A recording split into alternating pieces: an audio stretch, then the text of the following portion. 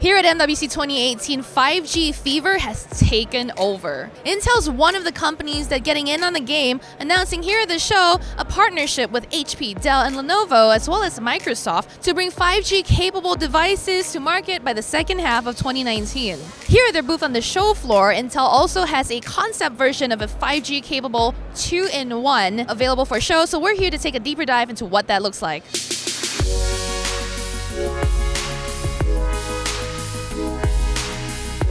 Basically what you have here is a 10-inch convertible with a detachable keyboard.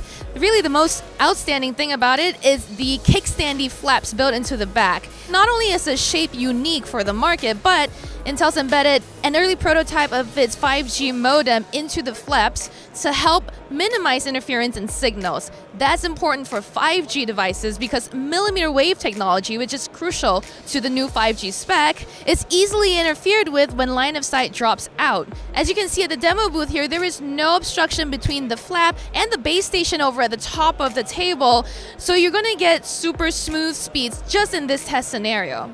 We have a demo running of one of these concept devices streaming over 5G a 4K video in full 4K resolution because that screen is also 4K. According to a rep at the booth, this thing has been running over 5G and 4K for about 3 hours, so that's relatively impressive battery life, although we don't know what else to compare it with just yet. Obviously, this isn't the final models that you'll see on the market. It's really up to HP, Dell, and Lenovo to decide what they want to do with placement of the antenna, where to put the radio, but we are expecting that the modem that powers this 5G device is to eventually be part of the Intel XMM 800 series chips. Again, according to a rep here at the booth, we are getting about 5 gigabit speeds at this demo alone, which again, remember, is a test environment very close to the base station, not a lot of interference just yet, on a 28 gigahertz spectrum, so no one's tapping into that just yet. Obviously, you're going to get good speeds. In the real world, though, we're really going to have to wait till the second half of 2019 to really start seeing what those speeds will be.